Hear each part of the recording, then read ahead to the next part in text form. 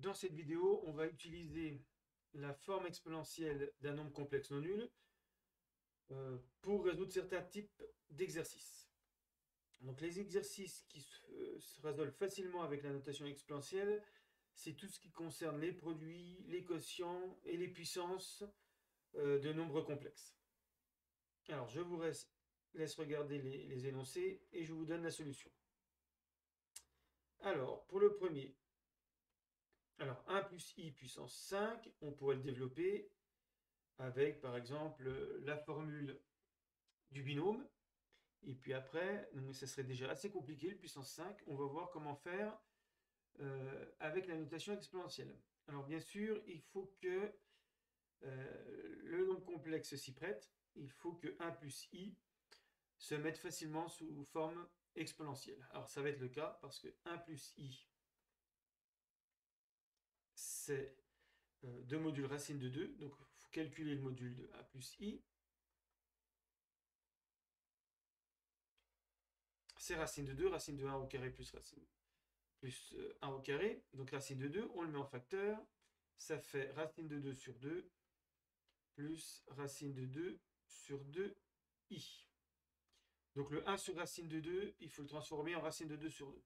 Et là, on reconnaît racine de 2 cosinus de pi sur 4 plus i sinus pi sur 4. Donc on passe par la forme trigonométrique et maintenant on peut passer à la forme exponentielle racine de 2 exponentielle de i pi sur 4.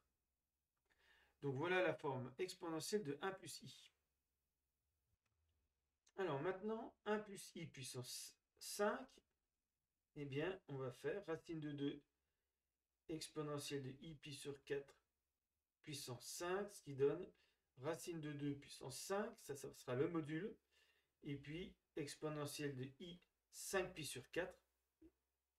On applique les propriétés d'une fonction exponentielle, même si ça n'est qu'une notation.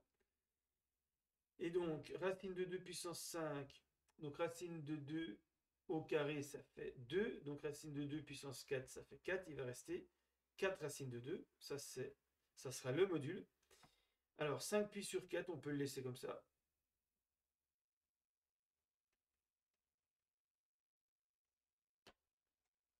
Alors, l'intérêt maintenant, c'est que si on demandait la forme algébrique, ça serait très simple à retrouver. Donc, la forme algébrique, il suffit d'écrire 4 racines de 2 cosinus de 5 pi sur 4 plus i sinus de 5 pi sur 4. On repasse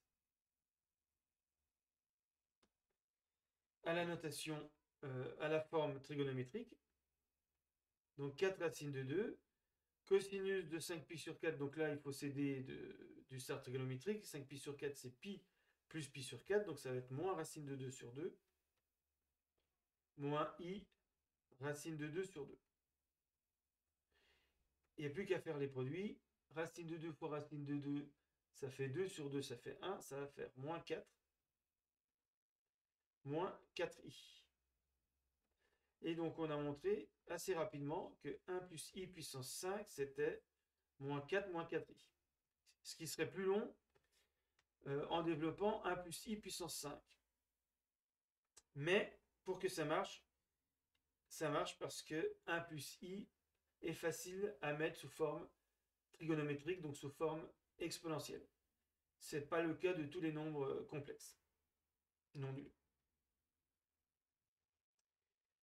Alors, pour la deuxième question, on va retrouver cosinus de pi sur 12 grâce à la forme algébrique et la notation exponentielle. Donc, on demande de calculer exponentielle de i pi sur 3 sur exponentielle de i pi sur 4. Donc, exponentielle de i pi sur 3 moins pi sur 4. Et donc, ça fait exponentielle de i pi sur 12. Là, j'ai appliqué simplement les propriétés sur la forme exponentielle. Donc, ça, il faudra retenir que c'est cosinus pi sur 12 plus i sinus pi sur 12.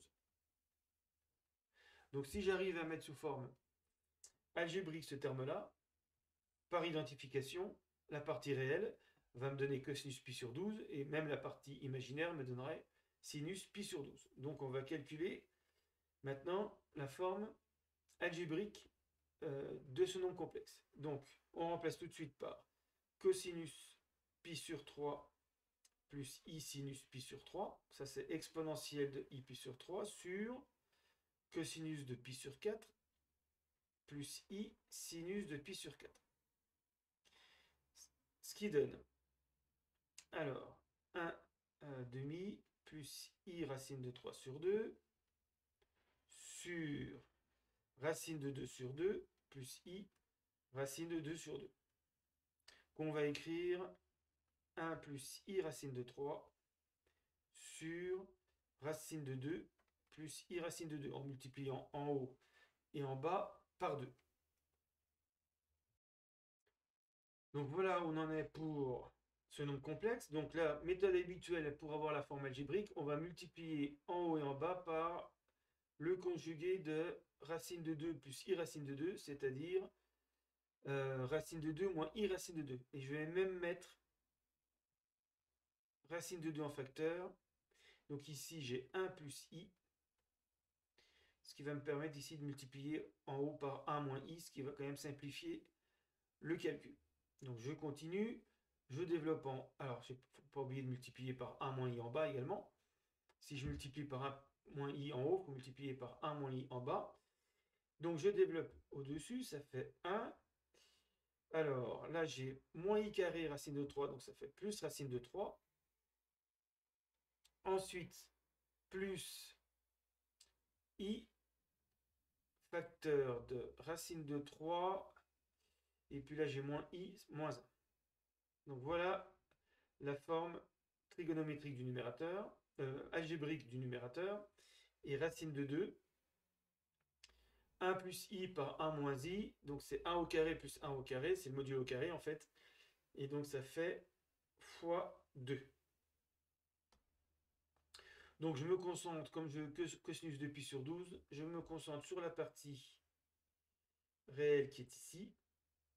Donc cosinus de pi sur 12, c'est 1 plus racine de 3 sur 2 racines de 2. Pour ne pas avoir de racine au dénominateur, je multiplie par racine de 2 en haut et en bas. Ça fait racine de 2 plus racine de 6 sur 4. Voilà, on avait déjà calculé le cosinus de pi sur 12. Il suffit de faire cosinus de pi sur 3 moins pi sur 4 et d'appliquer les formules de Trigo. Mais là, sans formule de Trigo, sans formule d'addition, on arrive à retrouver cosinus de pi sur 12 en le calculant de deux manières différentes. Soit en gardant la notation exponentielle, la forme exponentielle, soit en passant par la forme algébrique.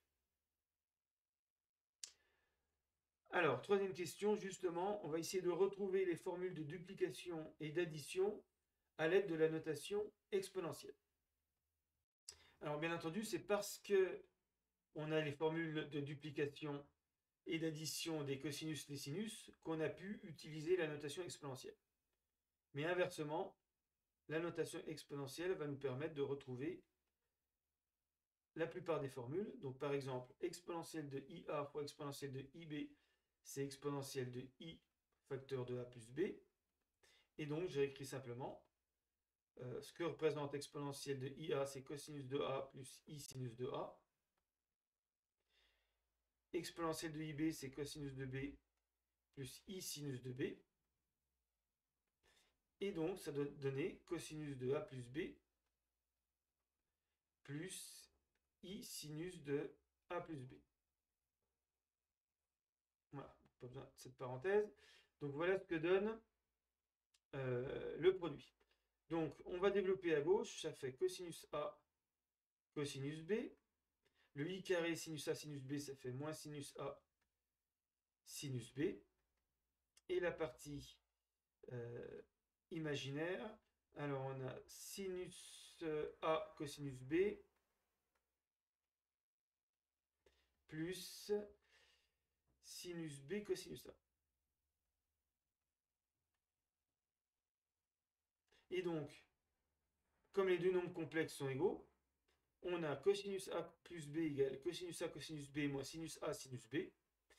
Et sinus A plus B égale sinus A cosinus B plus sinus B cosinus A.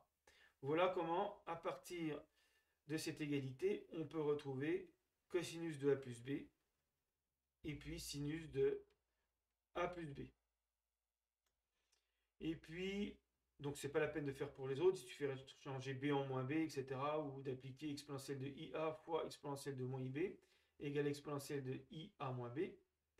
Et pour la duplication, je vais utiliser par exemple exponentielle de IA puissance 2 égale exponentielle de 2IA, ou I fois 2A.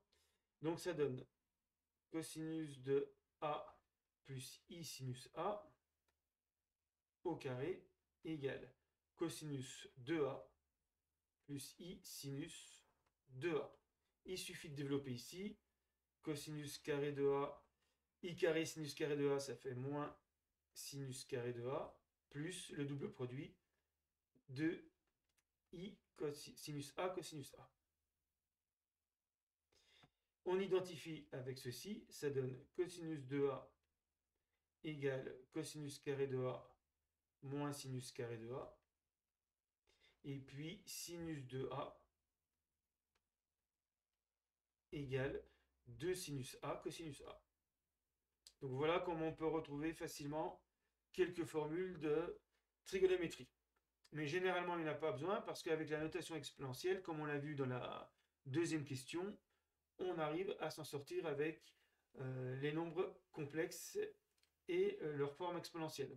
C'est en passant de la forme exponentielle à la forme algébrique et inversement qu'on arrive à retrouver toutes ces expressions.